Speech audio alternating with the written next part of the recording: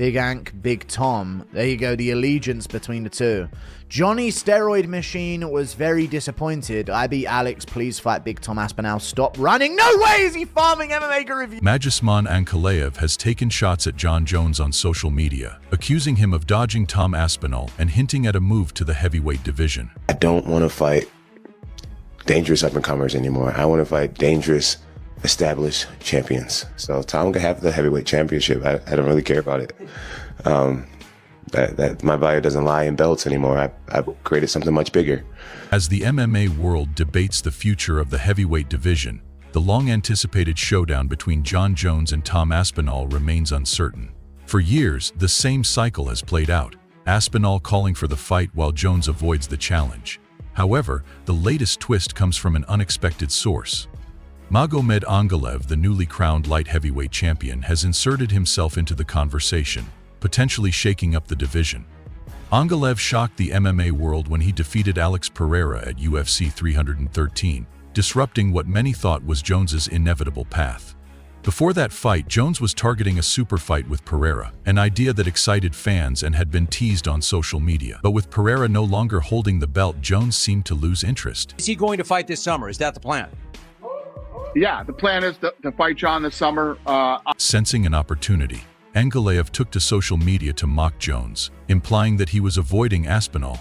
He even went a step further, suggesting he was willing to move up to face the interim heavyweight champion himself. This unexpected challenge caught Aspinall's attention, who responded with a simple handshake emoji.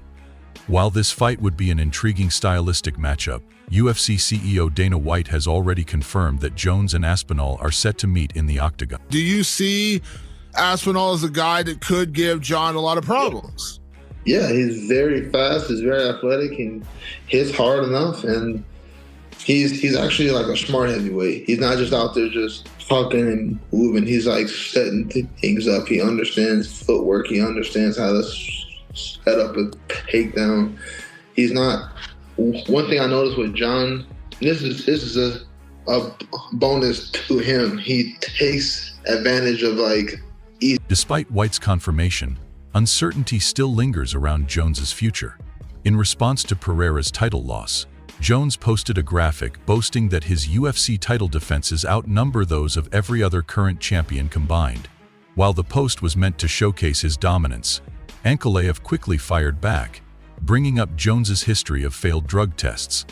Over the following days, the light heavyweight Alex, please fight Big Tom Aspinall, stop running.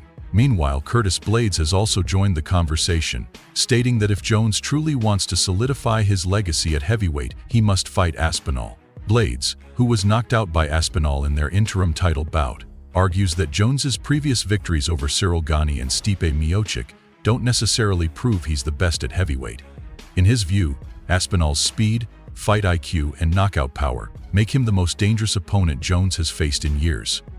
Blaydes even compared Aspinall to Dominic Reyes, the last fighter to truly push Jones to his limits. You look at the best, they've all lost. The longer you fight in mixed martial arts or boxing, whatever it may be, you're eventually going to lose. Well, what's the case with Jon Jones? What's up with that, mom? Well, he did lose. He lost Matt Hamill. Yeah, no. Yeah, he lost. He broke the rules. That's not a get your ass kicked or lose. I'm going to go ahead and go with Toretto. Whether you win by second or 5 miles, winning is winning. Wow. No, you can't do that when it's fighting. When it's racing, it's different. It's different. That's how my Jon Jones is the best 205er to ever grace this planet. Mm-hmm. You go to showdog.com and see what showdog.com says. Is it a disqualification? I do want to agree with this one with Rampage. I think the whole MMA community believes that Jon Jones has never lost. He's never lost. I think everybody. I don't think we can count that as a loss. We can't count. Wow. Oh, God, I got Showdog. 28 wins and 1 loss. He lost to Matt Hamill, UFC The Ultimate Fighter 10 finale, December 5th, 2009. Disqualification, illegal elbow, Steve Mazzagatti. Thank you. Disqualification. That's Still all you a need. loss, mother. It's disqualification. So what does his record show? His record shows 28-1. Parkin, another rising star in the heavyweight division, also shared his thoughts. Having trained extensively with Aspinall, Parkin believes his teammate has what it takes to beat Jones. While acknowledging Jones's greatness, he questioned whether the champion's training is as intense as it once was. Parkin stated, "Jon Jones is amazing. He's no easy challenge, but maybe he's not training as intensely. I don't know, just guessing from the outside. He's definitely a little older, and if there's a time to beat him, it's now. Tom is getting better and better. He's fast, powerful, and in his prime. We sit in negotiations all day long and we talk about things all day long, right?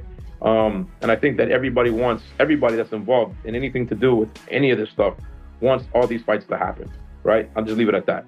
Okay. Do you think it happens? I think that it depends on certain things and whether or not everybody want to make those certain things happen.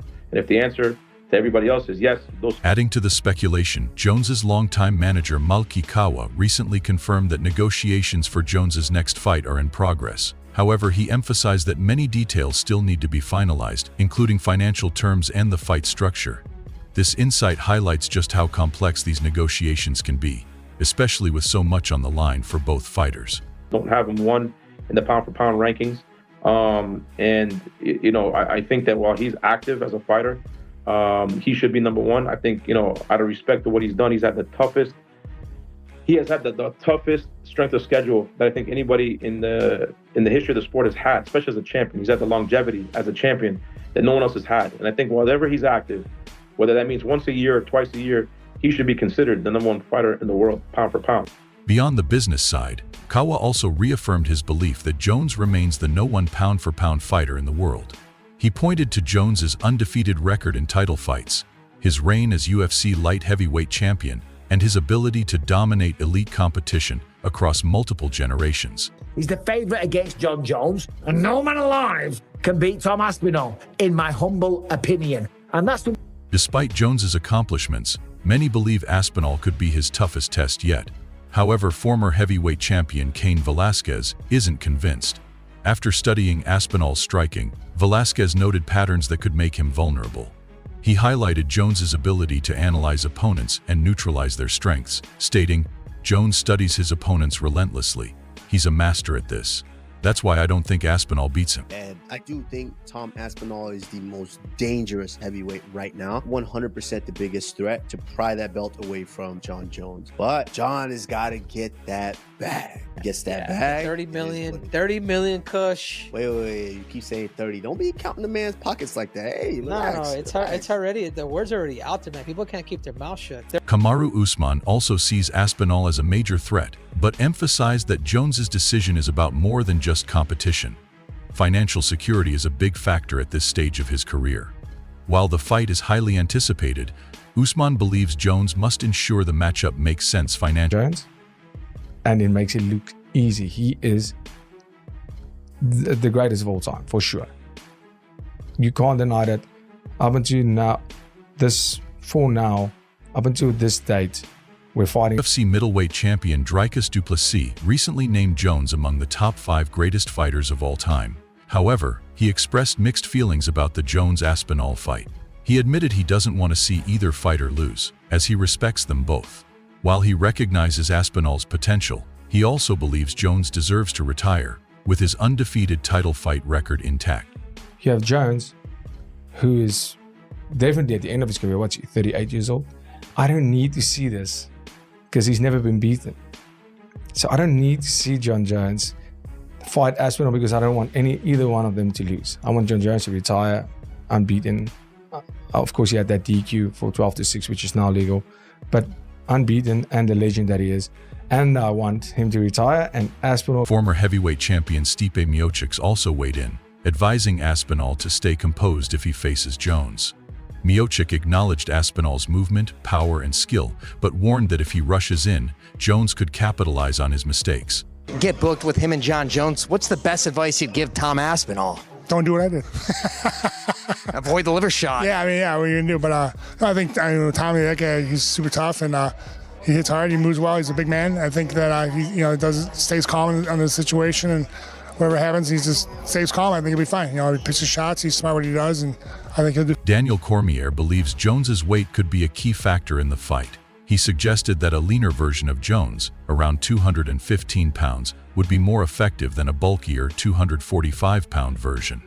Cormier noted that Jones's added size seemed to slow him down against Cyril Gane, which could be an issue against Aspinall's speed. 215, he would fight Tom Aspinall better than him weighing 245 pounds. In his 205 frame, he could fight Tom Aspinall better than he'd fight him at that 250 because that's not his weight class. While he didn't last long with Cyril, he didn't look as fast. He carried more weight. Cyril just did some weird stuff. And Jon, you don't make mistakes against Jon. Shannon Ali stated that no matter what happens, Jones's legacy is already secure.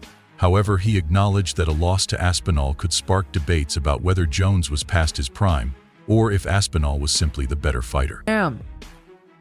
It's like it's like you risk going down as no matter what, you don't have to fight again. Greatest of all time, people will say that. You're the greatest of all time, greatest of all, Jon Jones. Or you risk it, go fight Tom Aspinall, possibly lose, and then it's like, he was the greatest. Then they're saying, yeah, but he wasn't in his... Not everyone is analyzing the fight from a technical perspective. Colby Covington has openly accused Jones of deliberately avoiding Aspinall, claiming he's afraid of the rising heavyweight. He even brought up Jones's past controversies, questioning his character both inside and outside the octagon. I think Tom Aspinall's the guy to beat Jon Jones?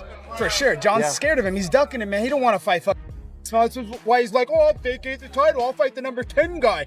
Fucking scared. Why do people think Jon Jones is a GOAT? He literally destroyed his legacy by ducking Tom Aspinall. The guy's a fucking coward, and he's a woman beater. He beat his fuck. Francis Ngannou also weighed in, suggesting that Jones may not see the fight as worth the risk beyond financial incentives.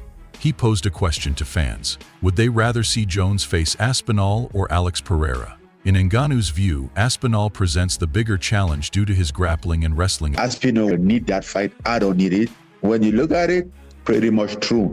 There's nothing that he's going to make winning that fight if it's not money.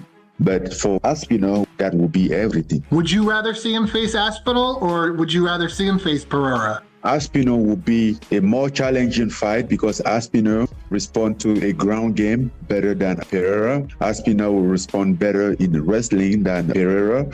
Former middleweight champion Israel Adesanya praised Aspinall's skills, calling him a well-rounded fighter. However, he admitted that Jones's grappling expertise puts him on another level. Until they fight, no one can truly predict the outcome. Cool dudes, lovely guys as well. But he's the same height as me, if not an inch taller, but thick. And I was like, fuck, you're a lot thicker than I would expect. And the speed, that's the thing that I'm like, okay, that's the danger. But again, grappling, he's a black belt. Jon that's different. But I don't know, man. They gotta fight. But if they don't ever fight, we'll never. UFC legend Frank Mir also weighed in, saying Aspinall could be Jones's toughest challenge yet. However, he still gives the advantage to Jones due to his wrestling ability and experience. Even if Jones wins, Mir believes it won't change his legacy much, as he's already considered one of the greatest. I think Tom might have the best chance of anybody to beat Jon right now. But that being said, I still think Jon wins the fight just because of his wrestling. I think he puts, Tom on his back and is able to nullify his jiu-jitsu from being top position with his elbows and control. What does Jon win to take that fight, though? He goes out there and beats Tom. Is it really going to make or break his career? I don't think. Despite all the speculation, Dana White remains confident that Jones will return in the summer. If he fights Aspinall and wins, it could set up a super fight with Alex Pereira at heavyweight. A victory over both would leave no doubt about Jones's status as the GOAT. However, nothing is official until contracts are signed, and Jones has yet to commit to his next move. So, what do you think about this fight? Let us know in the comments below. If you enjoyed this video, make sure to subscribe and check out our other content.